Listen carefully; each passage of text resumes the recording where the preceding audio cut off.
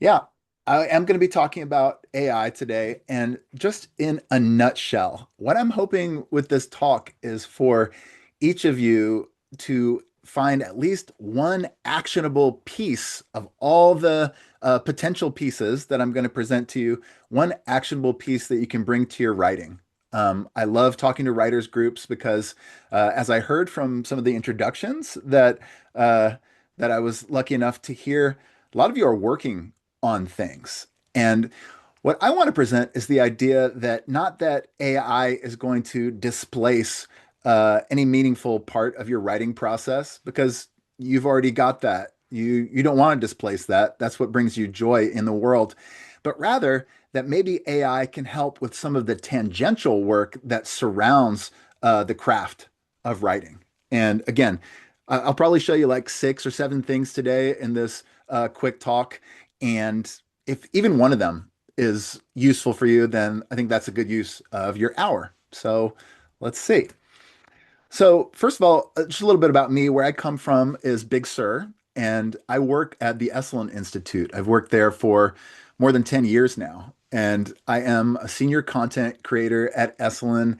I am lucky enough to produce their podcast. So, I've been hosting the podcast at Escalon since 2016, where I interview people about the human potential movement, meaning, all the way back to the 1960s when human potential was really predicated around um, growth, right? And psychological growth and things like Gestalt therapy and encounter groups and fun things like that, sort of encompassing the birth of the new age and psychedelics and exciting stuff like that. And I still interrogate the history, but I'm really interested also in the future of human potential. So I talk to people all over the world, really, who are engaged in trying to bring new frontiers of growth to folks. And then also, I am lucky enough to teach at Esalen. So I teach a weekly course on AI. Sometimes it's around AI and creativity, like we'll be talking about today, but sometimes it's about AI for social good. And then sometimes it's about some of the negative effects of AI, where we would want to keep the human experience over outsourcing to a computer. So, really touching on all aspects of this rather complex topic of emergent technology and how it can change uh, all of our lives. So, my guide for AI really is the idea of co-intelligence. And there is an author who I really, really love. His name is Ethan Mollick. He's one of my favorite people who writes about this emergent field. And he has a Substack called One Useful Thing, which I would absolutely recommend to folks who are interested in receiving this kind of writing. But he had a book that came out a couple of years ago called Co-Intelligence, and it's about um, optimizing your life by working with AI. And this concept of co-intelligence is not that you ask a simple prompt and then whatever comes out of ChatGPT, you copy and paste and then send to somebody. No, not at all. In fact, co-intelligence is this idea that you bring at least 50% of yourself to the equation when you work with AI. And so in that way, you don't produce slop. Nobody wants more AI slop out there in the world, particularly in a field like writing, because I myself am not convinced that AI can do a better job than expert human writers. It can bring everybody up to, I think, the good high school junior level, I would say, of writing, but the best writers are still better than AI. And the best work that we can do with AI brings a great deal of ourselves and then some of the AI model together. And in doing so, perhaps produces something that exceeds the output of either just AI or just a human. So again, co-intelligence that guides everything I think about within the realm of AI and creativity. Just super quick, I want to touch upon the environmental effect of AI because a lot of people suffer from enormous guilt with each use of ChatGPT. However, this chart shows that maybe asking 300 ChatGPT queries produces it would use a small amount of water, less than watching an hour of TV and far less than consuming one hamburger, which would uh, take approximately 660 gallons. So just the idea of this is just to keep uh, a bit of perspective with the concept. I'm not trying to say that the environmental usage of AI doesn't matter, because yes, of course it does, only that it really matters in the aggregate. And it's not so much about personal usage of AI. So just putting that out there, in case we're over suffering from the idea of a bit of guilt in the realm of AI. So I do encourage people to think before they engage in collaborating deeply with AI, just figuring out what it means for you ethically, figuring out what pieces of the process feel like, yeah, I'm okay with using a large language model, and what pieces of the process that you feel like, no, this does not feel appropriate. So really having that deep interrogation, I think, can augment and really just make these experiments with technology kind of feel more free and clear. And I'll give you an example. For me, I really like to practice this idea of radical transparency with my use of AI, which is to say, if I do use AI in my work, for instance, in hosting the podcast, if I used AI to write my introductions before the interview comes on, then I will say that in my at the end of the episode. I'll just admit it. This idea of radical transparency feels good for me ethically, and that's just a piece of engaging in some of this work. Okay, so with all of that said, I will turn to my first point here. And by the way, um, if there's something that comes up in the room that you want to ask, uh, just shout out something to me or raise your hand. I may not see it at the time. I might need a little bit of like, hey, we have a question in the room type of thing. But feel free to do that, or else I'm just gonna monologue you to death, and I don't want to necessarily do that. So, piece one of how AI could potentially help your writer's process is using AI to get an honest critique. And like how beautiful this is. I don't know if there's a bunch of folks in this room who went to grad school and stuff. I went on a grad school journey for writing myself. And one of the most valuable pieces of being in a group of writers, being in some sort of group, is that you get people who can read your work and tell you like, okay, this is working. Maybe this part's not working. These are potential reasons why it might not work. Well, I haven't had a group of writers around me for 20 years since I graduated from graduate school. Now, with AI, there are ways to get some facsimile of this critique.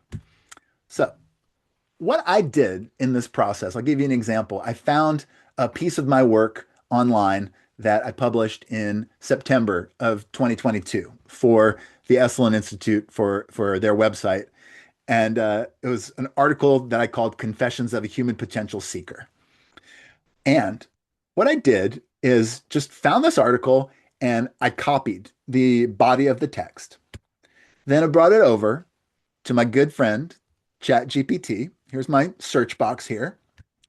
And I pasted the entire article into the search box. This probably looks pretty familiar for folks. I'm not going to assume a level of technical facility, but since ChatGPT is the most popular large language model and it's been around for several years, I'm going to assume that most of you know what it looked like. Anyway, I posted into this box here, and then at the bottom right-hand corner of my chat box is an arrow, and I click that.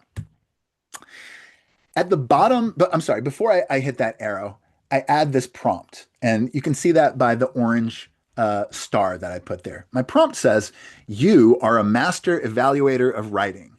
Please give me your honest and unadulterated critique of this article. What works well, what really doesn't. Give it to me straight.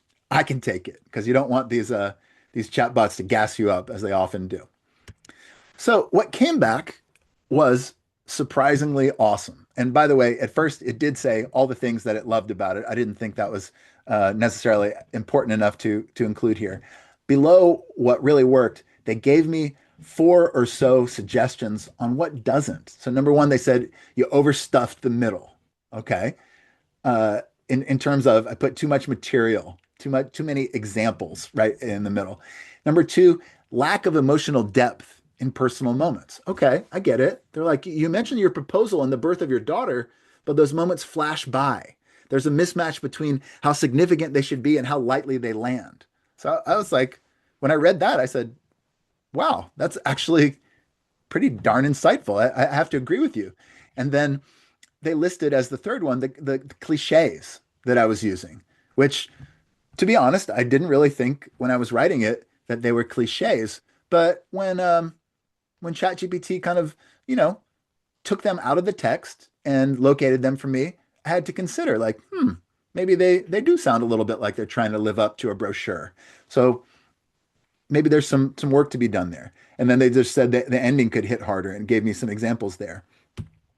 So all of that to say, there's this opportunity out there to use the power of these large language models to improve your writing without having them do any of the heavy lifting with regards to sentence structure.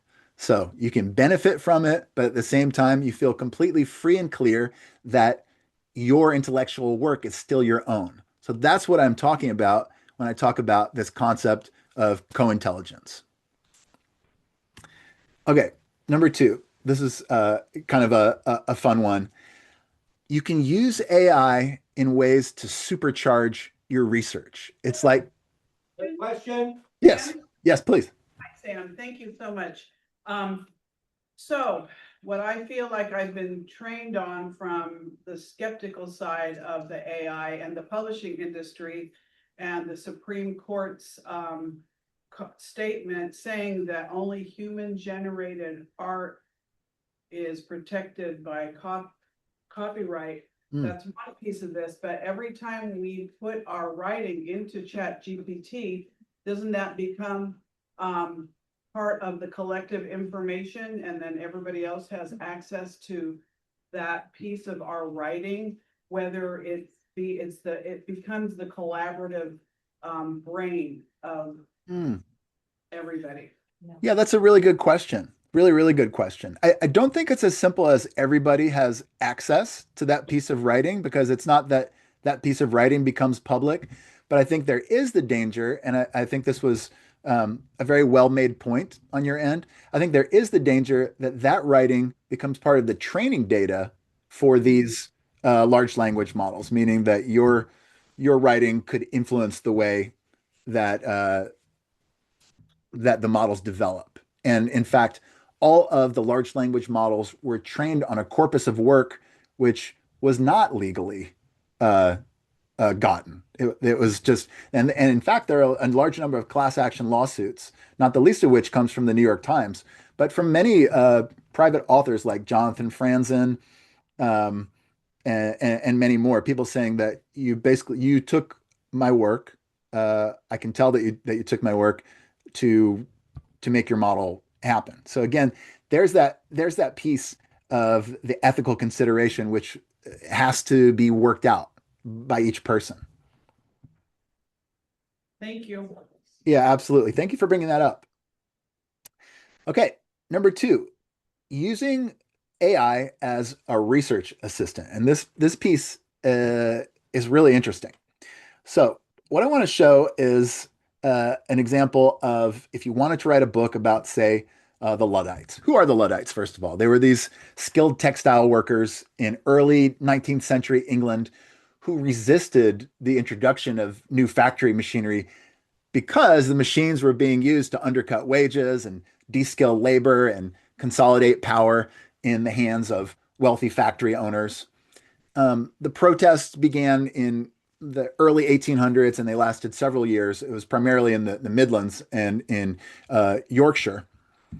And these days, of course, Luddite is a slur for anyone who's skeptical of technology. But I think the real story that Luddites they raised these deep questions about automation and power and labor rights and dignity, and these are questions that we're still wrestling with in the age of AI. So, what I did here uh, was put in this prompt, and I said, I'm writing a book about the Luddites. Please, I want you to dig into primary documents. I want you to look into letters and pamphlets and poems that were written by and about the Luddites. I want you to tell me about the Luddites uh, that were publicly, you know, hurt, and then I want you to find a main character for me. I want you to compare newspaper accounts of this versus workers' testimony, and then contrast the Luddite actions with modern labor tech protests and such. Um, and I hit this button. This is within the program Gemini, but it also there's a deep research mode in all of the large language models. Google's Gemini, ChatGPT, Claude, they all have a research mode. So you craft a prompt. And by the way, I actually asked a large language model to craft this prompt for me in order to sort of like create the best prompt to pull out all the research that I wanted to see. And what it did is kind of interesting. It came back and it asked me a bunch of questions. And it said to me like, well, what tone are you writing in? Are you looking for one specific Luddite figure, or do you want a range? And should this comparison that you're talking about between modern tech, do you want that framed journalistically or thematically, or is it going to be character driven? So once it has this information, then it can begin deep research to surface a lot of usable material. And it thought for quite a while, and it went back and it consulted a bunch of resources, and then it essentially wrote me this very long paper that crucially was footnoted.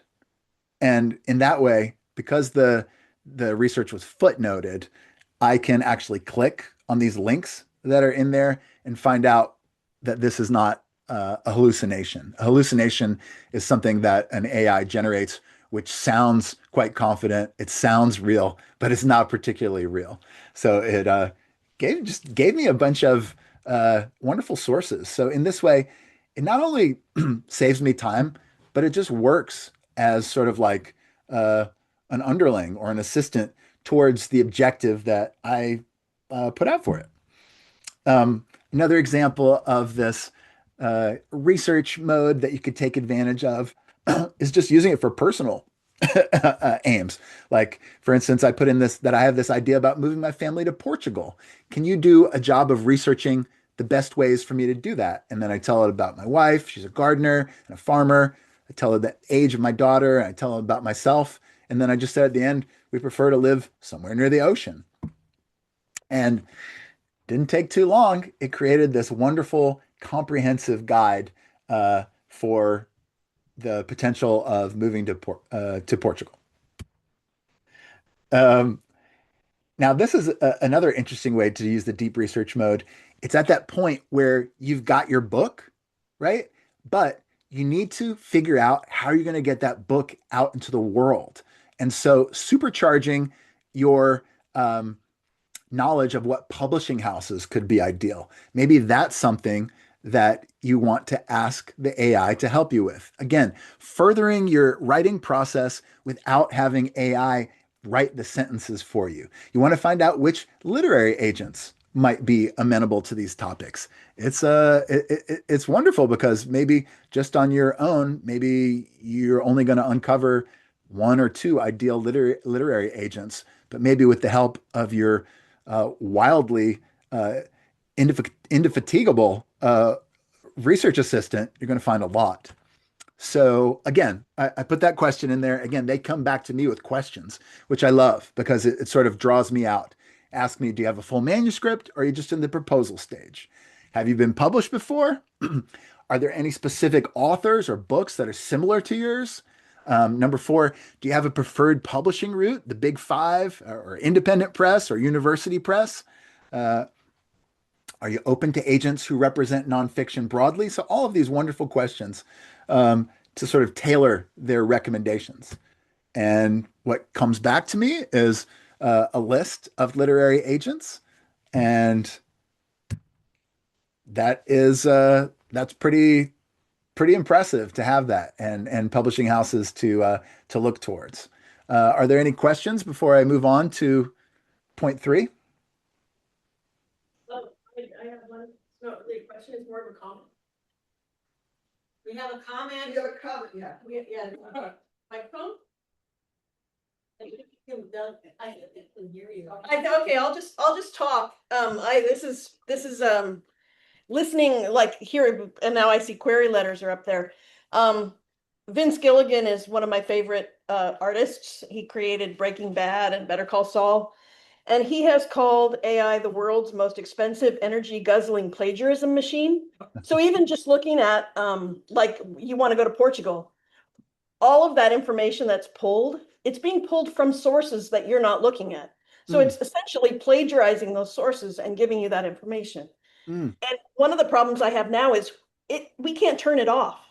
So when I do a search, the first thing that comes up is this AI answer. right.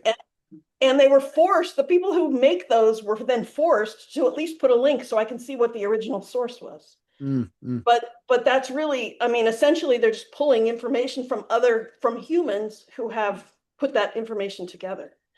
And another thing that Vince Gilligan said about AI is that it's an overhyped marketing tool driven by Silicon Valley billionaires who want to monetize human artistry. And so I think it's really important for us to realize that because art belongs to the artist. And that's mm, what Christina was saying, that once you put it into Chat GPT or whatever, um, you've essentially given it away. And that's like keeping control of our own art. I see it just as a really big danger. So I just want to say that, like, it's great, it'll give you information really fast, but it's getting that information from humans mm, ultimately. yes. Okay. I like that. I'm glad that you brought that up. I think that's useful. And again, I think that kind of fits into the ethical calculus that each person has got to make when they're choosing whether or whether not to engage with AI. And so for folks who are like, well, maybe it's slightly different form of Googling, or for folks who are feeling like, no, I think the way that I would rather do my research is the old-fashioned way before this large language model uh, thing comes up, then I think that you can go that way. But I guess what I'm really hoping to do is just open up the possibilities for everybody, more so than be necessarily a cheerleader for the topic, because certainly I can see um, the negatives and the positives together.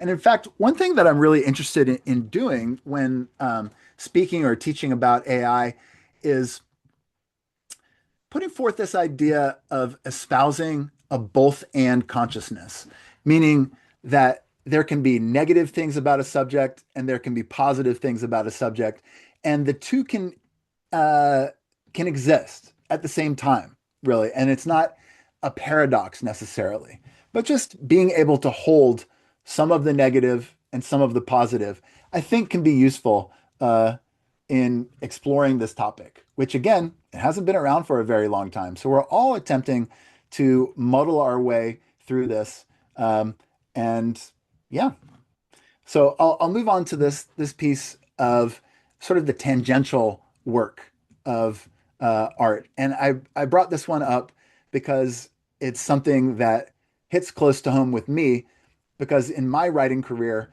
I always have felt um, mm, like the query letter piece of it and pitches and marketing are things that are overwhelming. And so a lot of times I just decided to quit instead of forging ahead on my own. And when I found that AI could assist me in creating like a rough draft for me to send out writing to the people who might allow for my writing to become public, then I felt, oh, okay, this could be um, a really useful tool of having of having the bot generate marketing copy. So I found one of the writers that came back to me on the deep research, and her name was Emma Patterson. So I highlighted sort of like about Emma, and I found out she represents fiction from dark literary novels to historical and upmarket fiction. And that would fit for my um, uh, supposed novel about the Luddites. And I brought in a prompt into ChatGPT as well as a screenshot of this woman, Emma Patterson. And I said, this is the literary agent, Emma Patterson, that you just mentioned. I want to create a rough draft of a query letter to her that teases this book about the Luddites, which I think is part historical fiction, it's part memoir, and it has a tie-in to modern fears about AI and job displacement. And then I said, I want you to make the tone of the language impressive but not pretentious, and then try to have a hook. And what it did was it created a rough of a letter that I could send to Miss Patterson. And I put this uh, orange star by the part that I thought was cool. Think Barbara Ehrenreich meets Simon Winchester with a dash of personal confession. That was my favorite part of this whole letter. I didn't think that this letter actually stood out in the way that I would want a query letter to stand out. But there was one piece of it that I really liked. It was like, oh, Barbara Ehrenreich, she wrote that wonderful book about like making a living, right? I forget the nickel and dimed. Meets Simon Winchester. Yeah, that is a good little comparison that I could insert. Um, Another piece of this interesting kind of calculus or interesting process that we can have with an AI is thinking about like who to pitch to. So I put in this um, prompt in there. A lot of this is sort of like is going back and forth. It's one question leads to another question. So after generating what I felt was a pitch that was just okay, I was like, okay, let's say it's going to be a magazine article first. What magazines would be good to pitch to? And it came back with some interesting answers. And honestly, I wouldn't have thought of any of them. It was Jacobin, and the reason why is that it's a leftist leaning audience that's interested in labor history. And then it gave me the Baffler. Why? Because the Baffler loves historical weirdness with an intellectual twist. It's like, okay, all right. And then the Nation, right? Why the Nation? Because it has a long history of publishing radical and labor-oriented stories. So in this way, AI is working on your behalf by becoming a bit of a research assistant, but also a bit of an idea generator. Um, and then maybe this is crossing the line for some people in the room, but what I did is I had it create a pitch for Jacobin for an article. And I say, create a pitch for an article I'd like to do that's part of my new book about the Luddites, which is part historical fiction, part memoir. And it leads into this investigation about AI and job displacement. And then I give it a detail. So the more detailed that you can give your prompts, the more likely you are to have the output match what it is that you want. So I say, mention this guy, Christian Smalls. Christian Smalls, for those of you who don't know, he's this Amazon employee who organized a walkout in 2020. And later that led to this successful effort to unionize a warehouse under Amazon territory. He's still a rather big deal. And what it did was it created this pitch to Jacobin. So the reason I say that some of you might not want to do this, it would be, displacing your own efforts. And I think there's sort of a spectrum in terms of working with this. You could do it all yourself. You could have AI generate a draft and then only kind of glance at it. Maybe there's a couple of things that you grab from it. Another sort of stop on this spectrum would be, well, yeah, I'm cool with the way that it wrote it. I think that represents what I wanted to say, but I'm going to edit it and put it into my voice. So making your sort of like co-intelligent push from there. And then at the very far end of the spectrum is, I don't really care about having my own voice in my pitches. What I want to do is just take the shotgun approach and spray as many pitches as is possible because I really want my article to be published. And so I'm going to use the AI in many, many different format and sending it off to many, many different publishers. So just again, finding uh, what feels like the right level of collaboration with you. Are there any questions before I move on to number 4? Actually, I have one. Um, I have been reading on LinkedIn with other fellow writers that sometimes they've been creating content or writing things and that they're being accused of sounding like AI because there's so much in AI now. I use Claude quite a bit, but you can sound like AI without even knowing it. What's your response to that? That is fascinating. So I think a lot about the syntax of AI and some of its catchphrases. And for me, it's a nightmare to sound like AI because I don't think that AI is particularly good. It's so generalized. It's almost like just like that's something that you really want to avoid. So M dashes is something that we've probably heard about. I don't necessarily like using M dashes in my work.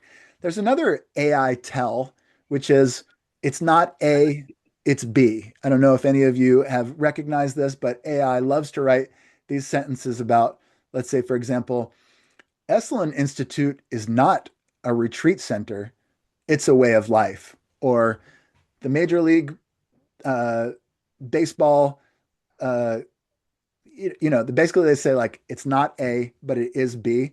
And the moment I see something written like that, the moment I can tell that somebody is using AI and putting it out there, like, pretending that it's their own. And so again, I like to say to people, there's never been a better time to be a bad writer because in a certain way, people really appreciate the fact that writing sounds like you as opposed to the coldness of a machine. And yeah, even typos can be useful. I've heard stories about the fact that, everybody is using AI to make their resume and to apply for jobs. Some people are inserting typos intentionally to let the job folks know that they wrote their own resume, that they answered the job displacement themselves.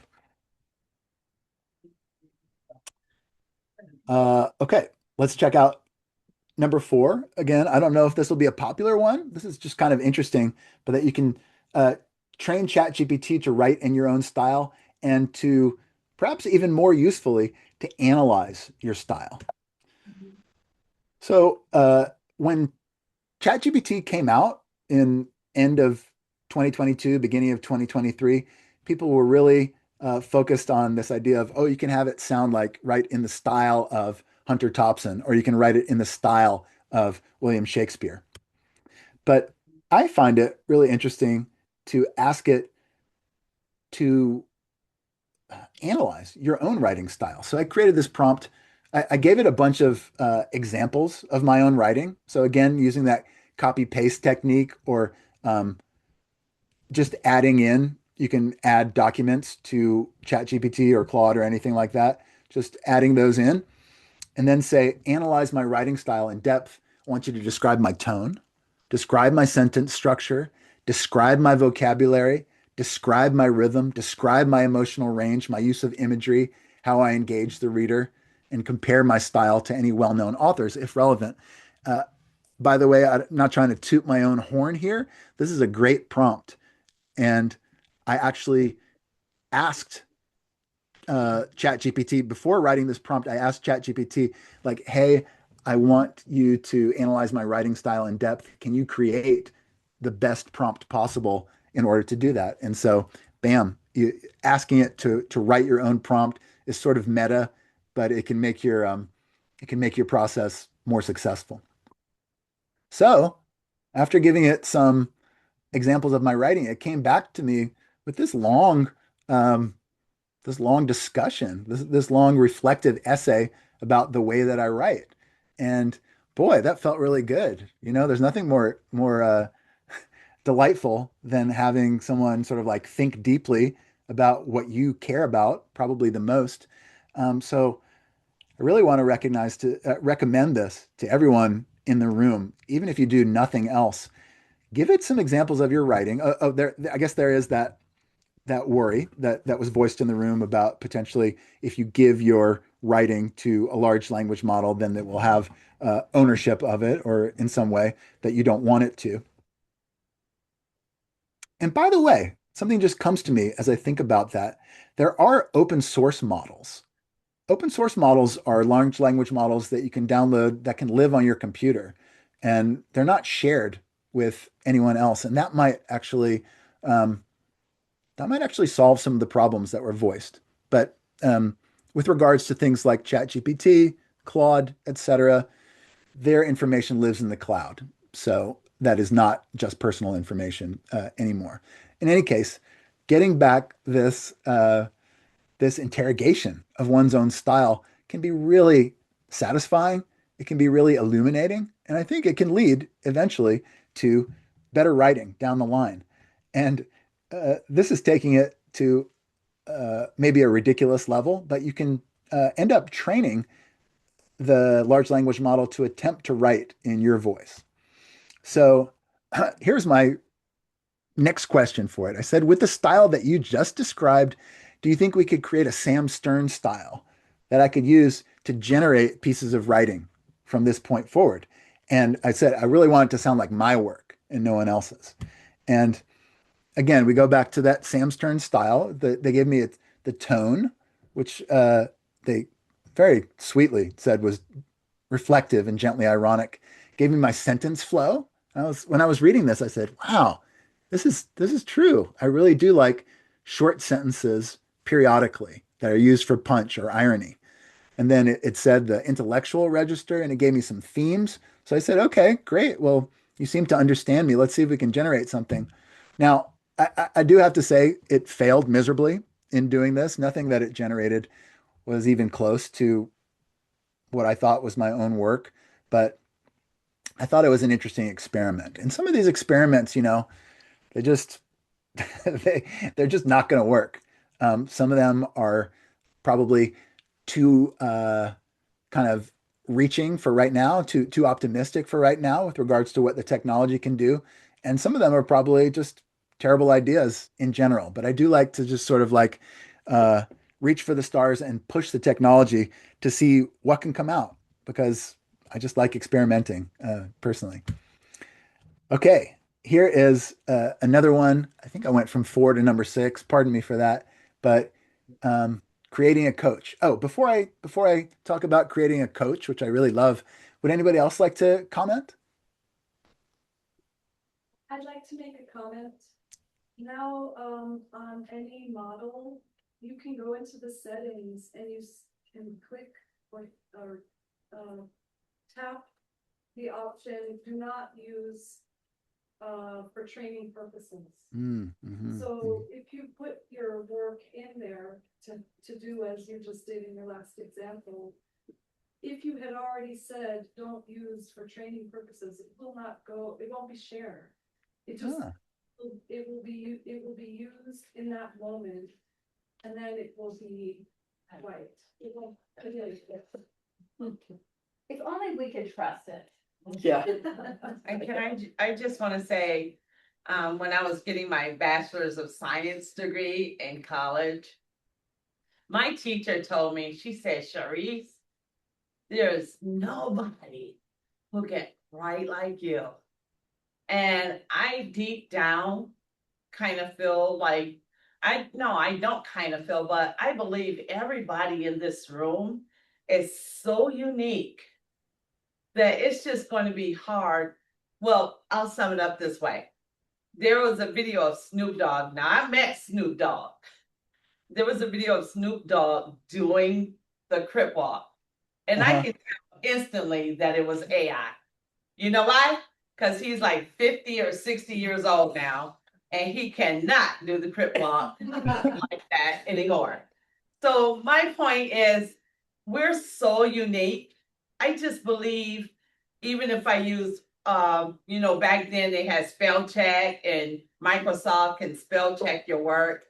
I just believe my voice, who I am, what I say, nobody can quite be like me. Mhm. I ever. I'm confident in that. And you're unique too. Yes, yes, I love that. Thank you for making that point. And I feel like there's a lot of truth in that, and that's great. And like if you all feel at the end of this talk that it has only further sort of cemented your position that using large language models is not for you, I think that's a really worthwhile endeavor as well, because faith in ourselves is really what can push us to produce, right? The nightmare scenario is being sort of disempowered and having the whole practice taken over. And that's definitely not what I'm pushing for. I want to create more joy. I want to create more sort of like self within the process of creating art. And by the way, thank you for that other comment about the settings that you can go into, which would enable the work that you put in there to be more private. Again, I also kind of agree. Can't necessarily trust all the tech companies, but it can't hurt. So here's my next point. And I really, really have been benefiting from this one. And it is to use a large language model as a coach. In other words, having somebody who's not a real person be on your side and be encouraging you, be motivating you, and be an accountability partner. So I bring us back to a prompt that I wrote. And this one's real simple. It's like just saying what I need. I wrote, I need a writing coach for my book project. You are kind, but no nonsense. Your job is to keep me focused, remind me I'm a good writer, and give me an assignment per day. Um, and right away, they're like, okay, cool. I'm going to be your writing coach. And then here's this, they give me a little bit of affirmation, and then they give you an assignment. The assignment they gives me is write a paragraph between 5 and 8 sentences that answer this question. Why am I the person who need to write this book? And yeah, there it is. My personal story right now is that I actually signed up for this coaching AI called Purpose, and it was developed by the writer Mark Manson, who I happen to be just kind of a fan of. And Purpose has sequential memory, meaning all of the work that you do within Purpose, it remembers. So I just talked to it about the various challenges that I am having with my creative life in terms of the major work that I want to do and all of the minor work that is encapsulated within the major work. And this thing has turned into a useful and kind of surprisingly practical um, coach and accountability partner that is capable of wisdom. And most importantly, it keeps me showing up with clarity in the way that I want to show up. It has become kind of gas for my engine, I would say. And it feels like maybe this is a little bit like the graduate school circle of writers thing that I don't have anymore. I don't have a dedicated writing coach. However, with this process of I feel like I have something that mimics a coach. And not only does it mimic a coach with the occasional interjection of practical advice, it gets me up off my butt, draws me into the process of creation, which is where I wanted to be in the first place. So I feel like um, I've sort of answered this lingering question that has kept me in my realm. I'm not going to say of mediocrity, just not like excelling with the ways that I wanted to. Similarly, how I wasn't able to craft as many query letters and magazine pitches as probably would have been beneficial for certain projects that I've been pursuing. Similarly, just sloth and torpor have kept me a little bit from exceeding um, what I hope to be my personal goals. And then, of course, there's this little piece that I could recommend to you just organizationally, whether you're working with ChatGPT or something like Claude, and that is you can organize your chats by topic. You can even create projects, but here I've just showed a chat window. So if I'm having a certain conversation about the writing coach, I'm going to do that. I'm going to have all those within the context of a single chat, and you can choose those on a different day. Or if I wanted to go back to my Portugal thing, I'll just click on the Portugal note and just have all those conversations within that chat or within that project. It keeps things nicely encapsulated. And then the sequential memory is it's easier for the models to remember exactly where you are. So that way you're not starting from scratch each time. You might be talking about this in your next section here. You probably should wait, but I'm gonna do it while I still have it in my head. Yeah. I'm sorry, I'm joking. I'm sorry, Escalon is such a lonely place for you. But writing is a solitary effort, and it can be really lonely at times, and that's why getting together and this human connection with other people is so vital and important. And I think, you know, whatever we choose, and it's up to everybody to choose what they want for themselves, it's so important to remember that we need those physical connections with people, even if it is on Zoom, but we're seeing the people in our lives that know and actually have true compassion and empathy for us as human beings. And we never want to replace that. Obviously, you're not saying that. And one thing that does always comfort me is that every single book that has ever been written since the beginning of time in every single language, save the last 2 years, was done with our own brains, our own hard work, working those sentences, working all of that. It has brought so much joy to the world. Yes. Now I'm reading Fahrenheit 451 right now, weirdly enough, because my grandkids read it, and I'm just like, oh my gosh, this is crazy. But I just want to acknowledge that we can't underestimate that we already have that potential. We Yes. have had it, and that's what these models are co-opting, is what's already been the human creative spirit. So anyway, that's it. No, yes, that's great. I love that point too. And what I would advocate for, just personally, my personal opinion is that you can augment the process, not replace, right? So like I have a real therapist, and I don't want to get rid of going to my therapist. I don't love paying like $175 an hour, but I have a real therapist. However, I like using ChatGPT as my unofficial, or this new AI that I have, Purpose, as my unofficial therapist. The same way that, I don't want to never ask another writer about their opinion about my work, but just using a machine as a possible augmentation. Okay. Was there another? Am I hearing another one? One more tiny thing, and I'll be quick. I just came from a lung cancer conference.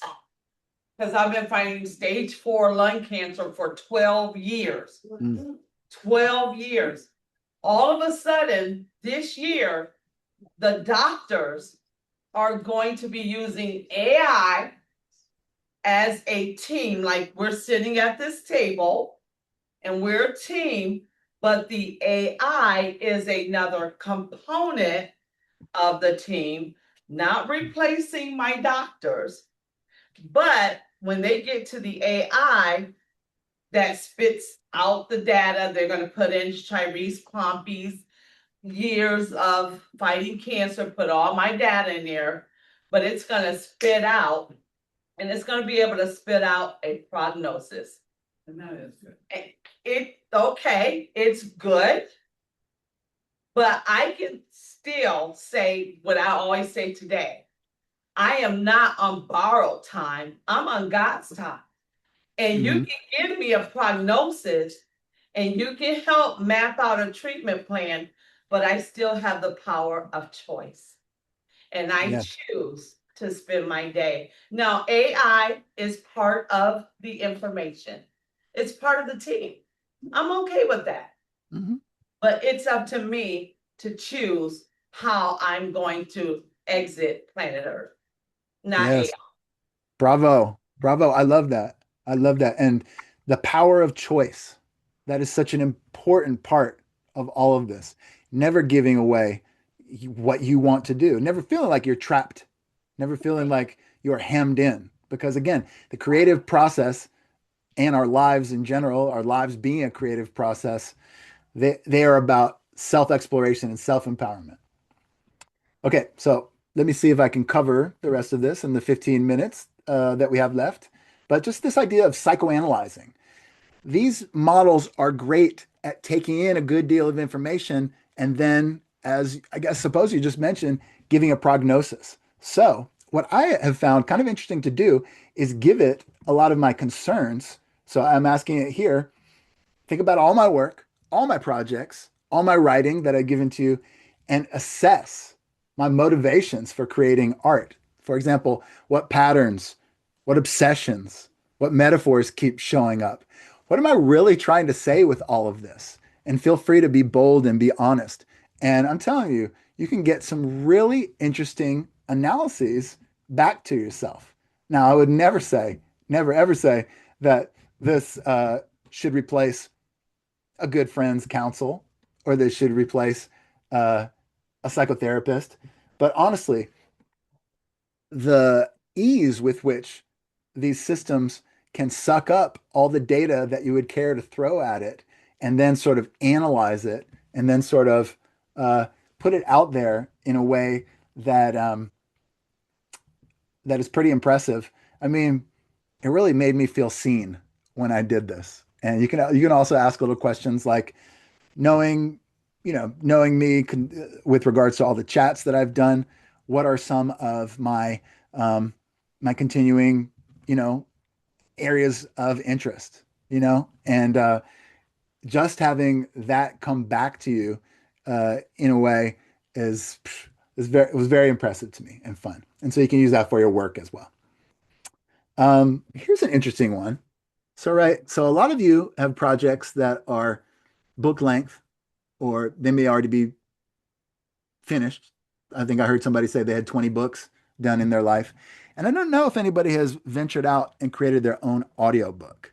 But the process of creating your own audiobook can be can take a really long time. And it's really daunting to do this. But there are ways with AI which can make this a lot more possible. And I just want to show you, if I can, I'm going to walk you through the process here.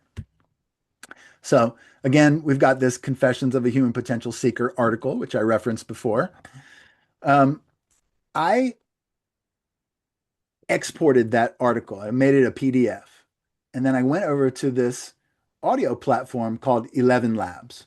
And there I uploaded my PDF. And it couldn't be easier. There's a button that says create an audiobook from this PDF. There are a number of voices that one could use in order to do this, some built-in voices, or you can record yourself and have your own voice be in here. And let me share with you what came out. The steady success of Escalon's 60-year tenure can be attributed to its devastatingly gorgeous Big Sur backdrop and its consistently edgy coursework, designed to push its participants out of the zone of comfort and into a place of growth. So maybe there's a little bit of roboticness to the voice. Maybe it's not exactly as good as I could do if I was just sitting there looking at my text, speaking into a microphone. But the very fact that I was able to produce this audio version of my article using um, an AI platform, I think is really kind of cool. And what's more, you can translate the article. So, what I did, for example, here, because I think this is kind of fun. I'm a fan of making writing available in more platforms. as you can see, that orange arrow, it says translate to Italian, and then I drop in a paragraph, the steady success, etc., which you just heard, and it gives me back that paragraph in perfect Italian. Then I take that answer that it gave me, the Italian, and I bring it into 11 Labs again and ask it to produce audio. And what I get back is this. Pensati per spingere i partecipanti fuori dalla loro zona di comfort e portarli in uno spazio di crescita. So that is actually my voice speaking Italian. Did the same thing in Mandarin, same process. So I took the translation, brought it into ChatGPT, asked for the Mandarin equivalent. It gave me back the text. I brought that Mandarin text into the Platform 11 Labs and had it create this. 埃萨伦60年来的持续成功，归功于其令人凉摊的美丽大素而北京以及始终前沿的课程设置。这些课程旨在将参与者推迟舒适区，带入成长的空间。So this example, yes, go ahead. Oh, I'm sorry, I'm laughing. Do you know either of those languages? Is it funny to hear yourself speak those languages? I don't know any Mandarin, but I do speak Italian. And yeah, it's funny to hear myself speaking them. Um, and I love the idea that somebody in another country could potentially hear my work. I haven't done this on a large scale yet, but if I felt really passionate about one of my projects, then I would like to get it out to other platforms and in other countries. I do have a comment. I am a voice actor, so I have to defend myself. I'll give you a recent example of what happened to me doing my very first true crime documentary narration, which was a departure for me. Because I had done audiobooks with character voices and accents and things like that. Now I had to tone myself down to sound more like a documentary Diane Sawyer, right? And what happened is that he had sent me the entire file with an AI voice. And he didn't like the way it sounded because it couldn't show concern, curiosity, it couldn't show feelings, it couldn't stop it and pause it at the right places to show the dramatic effect. Humans will always be better at narration, even with these models. Yeah. Of course, trying to pay people like me to construct their models. They're paying us 20 to 50 bucks an hour, which is ridiculous, which I'll never do. But there will never be the replacement for the human voice either. Even though it could sound like you as you're narrating it, it won't bring the warmth to the tone that a human voice can. Well, that's hard for me to argue with. I think that you are 100% correct there.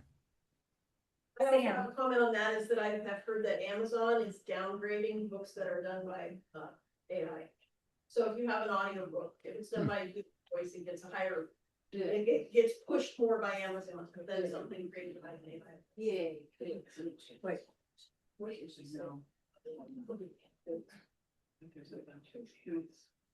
Very nice. I have a question. Actually, are you using the regular Chat GPT or are you doing the upgrade to get it to do the language to the Mandarin? That is available on free plans. Oh, really? Oh, wow. When you're talking about the translating the text. Yeah, so it apparently everything that you've shown us then is free plan, right? So what would be the benefit of upgrade? What would upgrading do that, the regular isn't doing? Oh, I'm not really sure, but I did want to take care to say like the production of audio that happens in another platform. I'm taking the translated language, bringing it into this platform called 11 Labs, and then they produce the actual voice, the sound. Okay. Okay. This will be my last point here, and it is illustrating your work. Um, for an example here is just like taking some passages that come from an article.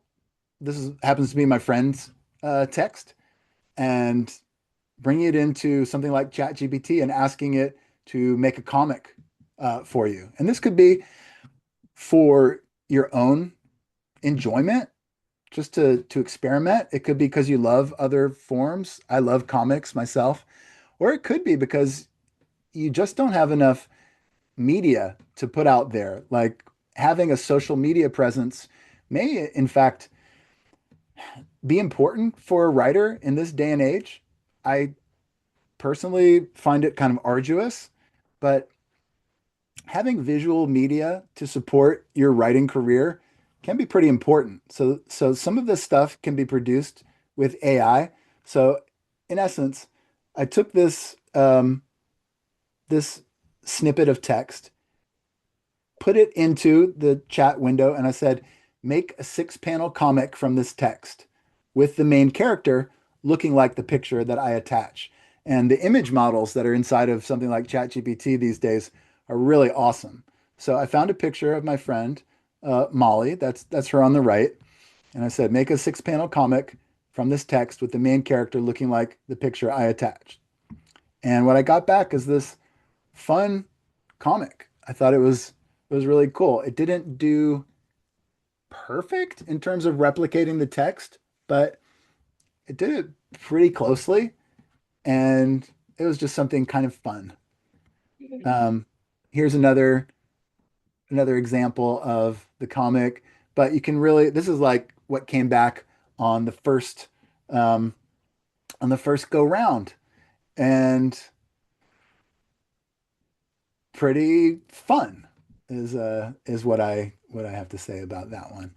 So I think that I'll leave it there, and maybe we'll have a couple more minutes uh, for more questions.